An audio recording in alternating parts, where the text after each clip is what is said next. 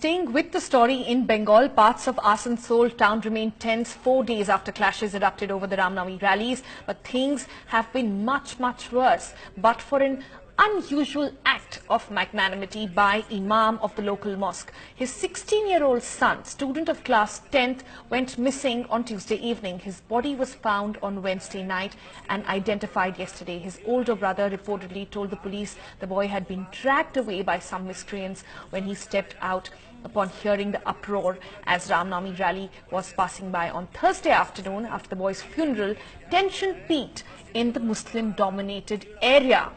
But his father, who's an imam of the area, told the crowds who had gathered there that they have to keep the peace.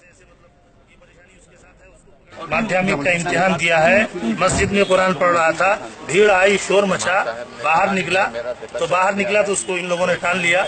वहाँ पर ऐसा tape बजाया गया, समझा कि नहीं, जिसके अंदर मतलब इश्तियाल अंगेज था, उसमें जितना फैलाने वाला भड़काने वाली बात थी। मेरा बेटा चला गया, कोई बात नहीं है।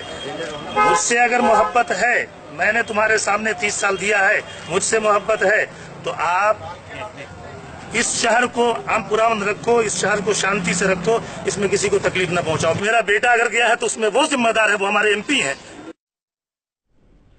All right, Monideepa Banerjee joining us for more on that. Monideepa, you hear that father there. It takes a heart to come out and say कि मेरा बेटा चला गया, कोई बात नहीं. My son is gone, does not matter. At least do not cause more chaos. It really takes a big heart. Who is this man? What do we know more about him? Well, he's Imam Imdadul Rashidi, and he's the Imam of Nurani Mosque out in Railpara in Asansol, and that's the epicenter of all the trouble that has been going on in that town over the last 4 days. Now, what really caught the attention of people is the speech he made when the funeral procession of his son was about to begin at 2 p.m. yesterday, Thursday. Hundreds of people, and we've just seen some video clips of that, hundreds and hundreds of people had gathered at this Eidgah ground, and the father stepped up to a mic and spoke to the crowd, and it was a moving speech in which he said that, my son's time was over, he is gone, but let us make an example of Asansol as a place for Pur Aman. I checked out the meaning of that, and that means absolute peace. He urged people, do not retaliate, do not be angry, and set an example of communal amity by making sure Asansol remains calm and peaceful. And there were people, there was a particular councillor I spoke to, Naseem ji, and he was saying he was at that place and everybody had a tear in their eyes because, here was the body of the boy lying in the coffin and waiting to be taken away, and here was the father appealing for calm and peace. And so it seems, people listened to him with moist eyes and then went for the funeral procession, and that may have, in a way, saved Asansol from a lot more trouble yesterday after the tension that continues to prevail in the area. Today, what we just heard is his speech, his little soundbite when he came to the police station, because the police came and asked him to report the matter. The police is investigating the case. The Commissioner of Police has said that we do not know the exact cause of death yet. We are investigating. But yes, when the boy went missing, a case was filed, his body has been found, and a case and investigation has begun into the incident.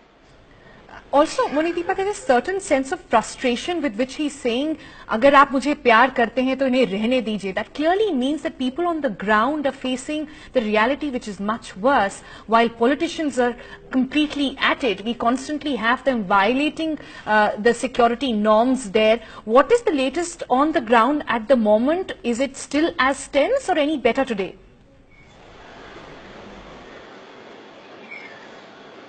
Well, it is still tense in some parts of Asansol. Raniganj, where the trouble had erupted on Sunday and Monday, that is kind of limping back to normalcy. And Asansol, large parts of it are about normal. Shops are still wary of opening their shutters, etc. But it is the core area, Railpada, Chandumari, these are the areas that are still very tense, and it's an area where there is a mixed community living together, and there are borders between those communities. There are women, the Hindu women who have fled that area because of fears of what might happen. So that area remains still a little bit tense, better than yesterday is what the police are saying. But this whole issue of the local MP, and you heard the Imam also mention it, there's an anger against him in certainly the minority community. You could see that even in the father, who was otherwise so magnanimous. And in the meantime, of course, what I can confirm is indeed an FIR has been filed by the police against Babul Shukriyo, and this is for assaulting or heckling a police officer on duty and for violating section 144, which is prohibitory orders, which means trying to enter areas where you cannot with more than 4 people. That's what happened yesterday. Babul Shukriyo was trying to go to the Chandumari area, and the police did not want him to go because it would create trouble, and Babul Shukriyo had a lot of people with him. Babul Shukriyo, on his part, according to some reports, made some, unparliamentary statements against the police on the spot, and therefore the police has filed an FIR. And we heard Babul Shukriyo say that he has filed a counter FIR as well, which is really strange. I mean, he is the MP, he should be there with the people and so on, but the Trinamool, of course, claiming that he has only turned up to create trouble and has been doing so with his provocative tweets ever since trouble began in the area. So counter charges by both political sides, flying thick and fast in the air and not helping the situation on the ground.